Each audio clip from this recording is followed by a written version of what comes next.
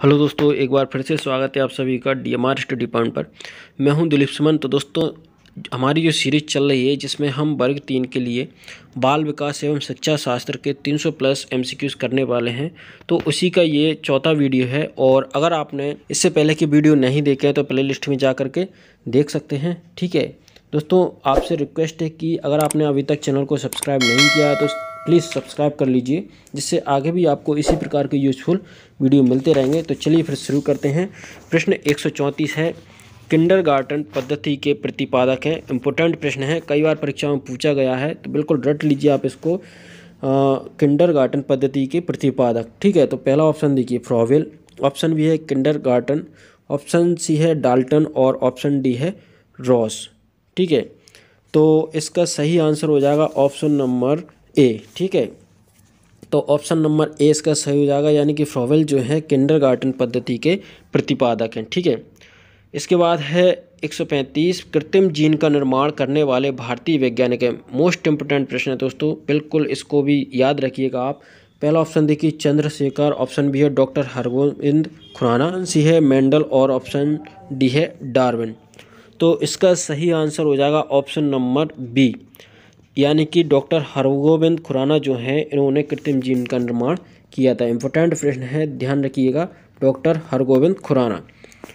अगला है, वह खेल प्रणाली जिसमें किसी तरह के प्रतिबंध नहीं लगाए जाते हैं। ऑप्शन है डाल्टन पद्धति, ऑप्शन बी है ह्यूरिस्टिक पद्धति, ऑप्शन सी है प्रोजेक्ट पद्धति और ऑप्शन डी है मॉन्टेसरी पद्धति। तो 136 जो है इसका सही आंसर हो जाएगा ऑप्शन नंबर ए, यानी कि डाल्टन पद्धति जो है इसमें किसी तरह के प्रतिबंध नहीं लगाए जाते हैं। 137 है, खेल खेल में ज्ञान प्रदान करने की पद्धति है। पहला ऑप्शन है किंडरगार्टन, ऑप्शन बी है मॉन्टेसरी, ऑप्शन सी है ह्यूरिस्टिक और ऑप्शन डी है प्रोजेक्ट पद्धति। 137 का ऑप्शन बी सही हो जाएगा दोस्तों, यानी कि मॉन्टेसरी पद्धति जो है इसमें खेल खेल में ज्ञान प्रदान करने की पद्धति है। अगला है, संवेग का शाब्दिक अर्थ है। मोस्ट इंपोर्टेंट प्रश्न है। ऑप्शन है उत्तेजित करना, ऑप्शन बी है तीव्र गति, ऑप्शन सी है क्रोधावस्था और ऑप्शन डी है भावना। ठीक है, तो 138 का ऑप्शन ए सही हो जाएगा, यानी कि संवेग का जो शाब्दिक अर्थ है उत्तेजित करना, उत्तेजित दशा है। ठीक है, ध्यान रखना है आपको। अगला है, बीज को उसकी निरंतरता का नियम दिया था। तो किसने दिया था? ऑप्शन है बीजमैन ने, लेमार्क ने, डी ब्रिज ने या फिर मेंडल ने। तो 139 जो है इसका सही आंसर हो जाएगा ऑप्शन नंबर ए, यानी कि बीजमैन जो है इन्होंने ही बीज कोश की निरंतरता का नियम दिया था। तो बीज से आप बीज याद रखिए, ध्यान रहेगा। अगला है, खेल प्रणाली के जन्मदाता हैं। इंपोर्टेंट प्रश्न है, परीक्षा में पूछा भी जा चुका है। ऑप्शन है फ्रॉवेल, ऑप्शन बी है काल्टवेल कुक और ऑप्शन डी सी है ह्यूजेज, ऑप्शन डी है किलपैट्रिक। 140 जो है इसका सही आंसर हो जाएगा ऑप्शन नंबर ए, यानी कि फ्रॉवेल जो है इन्होंने खेल प्रणाली दी थी। ठीक है, तो खेल प्रणाली के जन्मदाता कौन हो जाएंगे? फ्रॉवेल। अगला है, कार्ल ग्रूस। कार्ल ग्रूस ने बालको उपयोगी खेलों को बांटा है 5 प्रकारों में, 10 प्रकारों में, 8 प्रकारों में या फिर 4 प्रकारों में। तो 141 का ऑप्शन ए सही जाएगा दोस्तों, 5 प्रकारों में। ठीक है, अगला है, माता पिता की शारीरिक एवं मानसिक विशेषताओं का संतानों में हस्तांतरण होना वंशानुक्रम है। तो यह कथन किसका है? ठीक है, ऑप्शन देखिए James Drever, Woodworth, B N Jha, Ruth Benedict.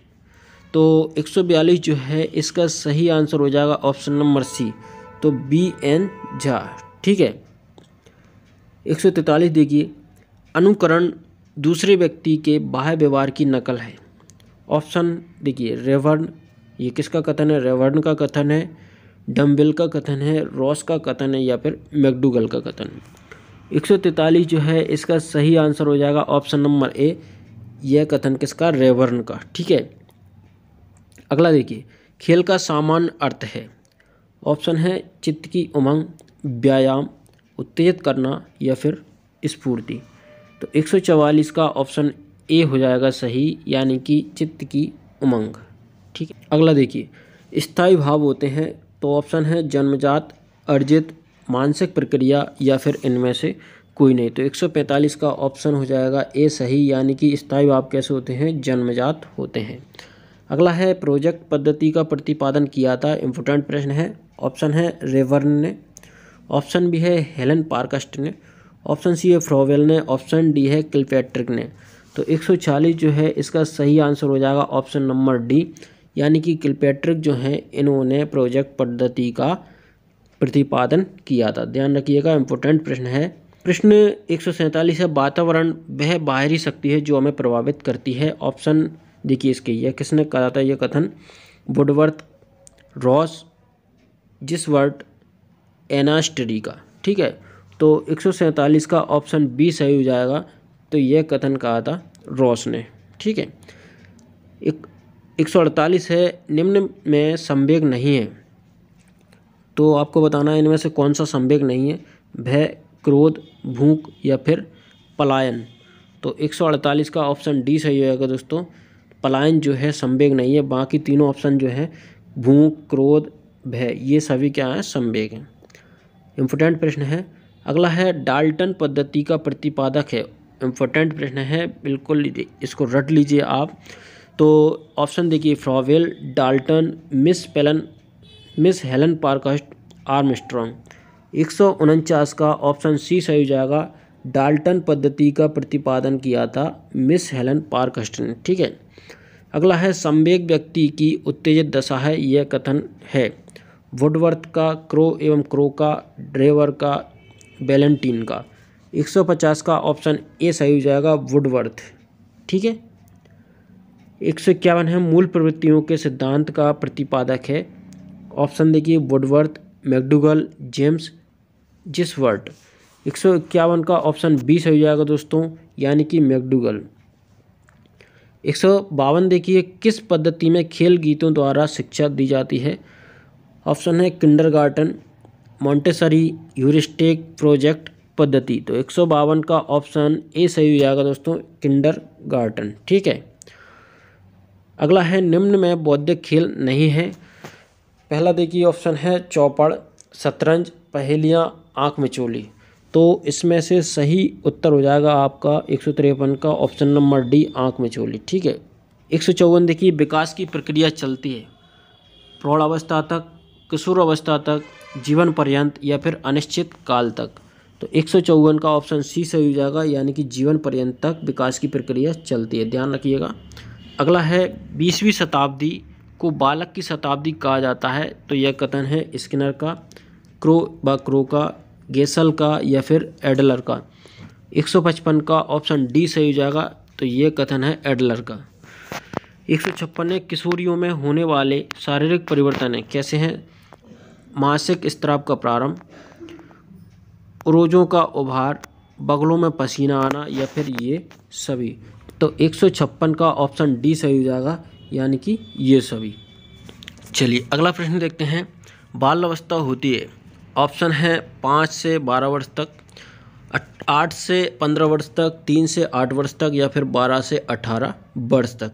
157 का ऑप्शन ए सही हो जाएगा, यानी कि 5 से 12 वर्ष तक बाल अवस्था होती है। ध्यान रखिएगा, कंफ्यूज नहीं होना है आपको, 5 से 12। ठीक है, अगला है किंडरगार्टन पद्धति का विकास किसने किया था? ऑप्शन है मॉन्टेसरी, फ्रोवेल ने, आर्मस्ट्रॉन्ग ने या फिर जॉन डीवी ने। 158 का ऑप्शन बी सही हो जाएगा दोस्तों, यानी कि फ्रोवेल जो है इन्होंने किंडरगार्टन पद्धति का विकास किया था।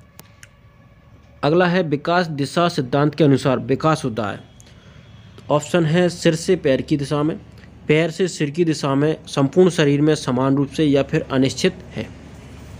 तो इसका सही आंसर हो जाएगा ऑप्शन नंबर ए, यानी कि सिर से पैर की दिशा में। ठीक है, अगला है जन्म से मृत्यु तक चलने वाली प्रक्रिया है।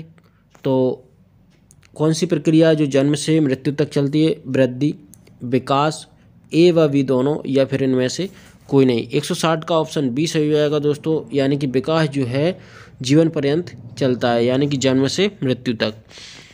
अगला है प्रतिद्वंदात्मक समाजीकरण की अवस्था कहा जाता है। तो शैशव अवस्था को, बाल अवस्था को, किशोर अवस्था को या फिर प्रौढ़ अवस्था को। 161 का ऑप्शन बी सही हो जाएगा, बाल अवस्था को। ठीक है, 162 है, व्यक्ति का जितना भी मानसिक विकास होता है उसका आधा 3 वर्ष की आयु तक हो जाता है। यह कथन किसका है? एडलर का। क्रो व क्रो का, स्ट्रेंग का, गुड एन एफ का। तो इसका सही आंसर हो जाएगा ऑप्शन नंबर डी, यानी कि गुड एन एफ का यह कथन है। अगला है, यौन शिक्षा देने वाले अध्यापक में कौन सा गुण होना आवश्यक है? सच्चरित्रता, यौनांगों का ज्ञान, संवेगात्मक परिपक्वता या फिर ये सभी। तो 163 का ऑप्शन डी सही हो जाएगा दोस्तों, यानी कि ये सभी। अगला है, बालक का विकास परिणाम है वंशानुक्रम का, वातावरण का, वंशानुक्रम व वातावरण की अंतःक्रिया का या फिर उपरोक्त में से किसी का नहीं। तो 164 का ऑप्शन सी सही हो जाएगा, वंशानुक्रम व वातावरण की अंतःक्रिया का। 165 है, शारीरिक विकास का क्षेत्र है। ऑप्शन देखिए, हड्डियों में वृद्धि, स्नायु मंडल का विकास, मांसपेशियों में वृद्धि या फिर ये सभी। तो 165 का ऑप्शन डी सही हो जाएगा, यानी कि ये सभी। 166 है, किशोर अवस्था को जीवन का सबसे कठिन काल मानते हैं। तो कौन मानते हैं? स्टैनली हॉल, ई ए किलपैट्रिक, जरसील्ड या फिर स्ट्रैंग। 166 का ऑप्शन बी सही हो जाएगा, ई ए किलपैट्रिक। चलिए अगला प्रश्न देखिए, किशोर अवस्था की शिक्षा में होनी चाहिए। ऑप्शन है यौन शिक्षा, व्यावसायिक शिक्षा, निर्देशन या फिर ये सभी। 167 का ऑप्शन नंबर डी सही हो जाएगा, यानी कि ये सभी। 167 देखिए, ऐसा शायद ही कोई खेल हो जिसे 10 वर्ष के बालक न खेलते हों। तो ये विचार है, तो यह विचार किसका है? कोल व ब्रूज का, ब्लेयर का, स्ट्रैंग का या फिर सिम्पसन का। तो 168 का ऑप्शन सी सही हो जाएगा दोस्तों, तो स्ट्रैंग का ये विचार है। ठीक है। अगला है, किशोर अवस्था एक नया जन्म है क्योंकि इसी में उच्चतर और श्रेष्ठतर मानव विशेषताओं के दर्शन होते हैं। तो यह कथन किसका है? इम्पोर्टेंट है। ऑप्शन देखिए, स्ट्रैंग का, वैलेंटीन का, रॉस का या फिर जॉन्स का। तो 169 का ऑप्शन नंबर ए सही हो जाएगा दोस्तों, स्ट्रैंग। ठीक है। अगला देखिए, संग्रह की प्रवृत्ति पाई जाती है तो शिशु में, बालक में, किशोर में या फिर प्रौढ़ में। तो 170 का ऑप्शन नंबर बी सही हो जाएगा। तो बालक जो है इसमें संग्रह की प्रवृत्ति पाई जाती है। प्रश्न 171 है, किशोर अवस्था की विशेषता है। ऑप्शन है एकाकी रहना, समलिंगीय समूह का बनाना, विषमलिंगीय समूह का बनाना या फिर समस्याहिता। ठीक है। तो 171 का ऑप्शन सी सही हो जाएगा दोस्तों, यानी कि विषमलिंगीय समूह का बनाना। ठीक है। 172 है, किस सिद्धांत के अनुसार भिन्न भिन्न व्यक्तियों में विकास की गति भी भिन्न भिन्न होती है? ऑप्शन देखिए, अनवरत विकास का सिद्धांत, विकास का गति सिद्धांत, क्रमिक विकास का सिद्धांत या फिर एकीकरण का सिद्धांत। तो 172 जो है इसका सही आंसर हो जाएगा ऑप्शन नंबर बी, यानी कि विकास गति का सिद्धांत। ठीक है। 173 है, शैशव अवस्था की मुख्य विशेषता नहीं है। ऑप्शन देखिए, आत्म प्रेम, काम प्रवृत्ति, नैतिकता, जिज्ञासा। तो इसका सही आंसर हो जाएगा ऑप्शन नंबर सी, यानी कि नैतिकता। दोस्तों अगर आपको वीडियो अच्छा लग रहा है तो उसको लाइक करके शेयर जरूर करते चलें। अगला है, वंश परंपरा के मुख्य वाहक हैं। ऑप्शन है जीन्स, माताएं, वातावरण, राइबोसोम्स। 174 का ऑप्शन ए सही हो जाएगा दोस्तों, यानी कि जीन्स।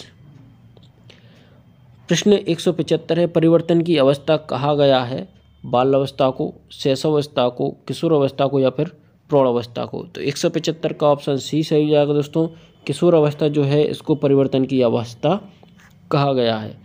अगला है, कोल ने बालक के विकास की अवस्थाएं बताई हैं। तो ऑप्शन है 4, 8, 12 या फिर 16। तो 176 जो है इसका सही आंसर हो जाएगा ऑप्शन नंबर सी, यानी कि 12। तो कोल ने बालक के विकास की 12 अवस्थाएं बताई हैं। दोस्तों अगर आपको वीडियो अच्छा लगा है तो इसको लाइक करें, शेयर करें, साथ ही चैनल को सब्सक्राइब कर लें, जिससे आगे भी आपको इसी प्रकार के यूजफुल वीडियो मिलते रहें।